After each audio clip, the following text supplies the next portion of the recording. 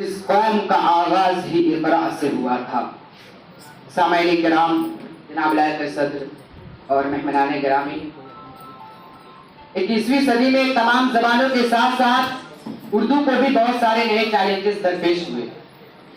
اور اردو کی بدقسمتی یہ رہی ہے کہ اس کے چاہنے والوں نے ہی ان کے ساتھ وہ سلوک کیا جس کی نظیر لسانی تاریخ میں نہیں ملتی۔ آج دنیا کے مختلف حصوں میں لوگ اپنے زبان کے لیے کس درجہ حساس میں ہے کہ جب وہ جدال سے بھی گریز نہیں کرتے، لیکن اس کے برعکس اردو حلقے کے موجود چند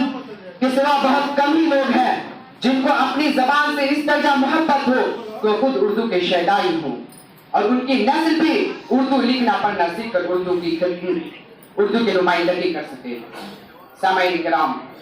مذکورہ مثال کا مقصد یہ بھی ہے کہ اردو سے وابستہ حضرات اپنے دلوں کو ٹٹولے کہ کیا اردو کی بقا کے لیے ہم اٹھ کھڑے ہونے کو تیار ہیں، اور کوئی بھی زبان اس وقت مسترد اور خود کفیل سمجھی جاتی ہے جب وہ عصری تقاضے کو پورا کر رہی ہو۔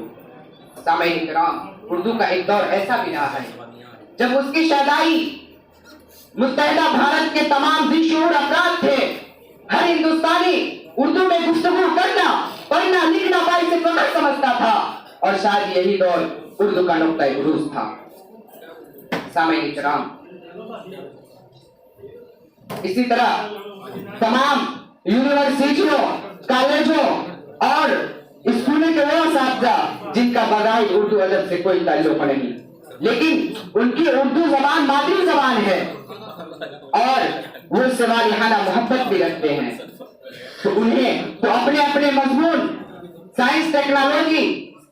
اقتصادیات، جغرافیہ وغیرہ میں ایسی کتابیں تصنیف کرے جو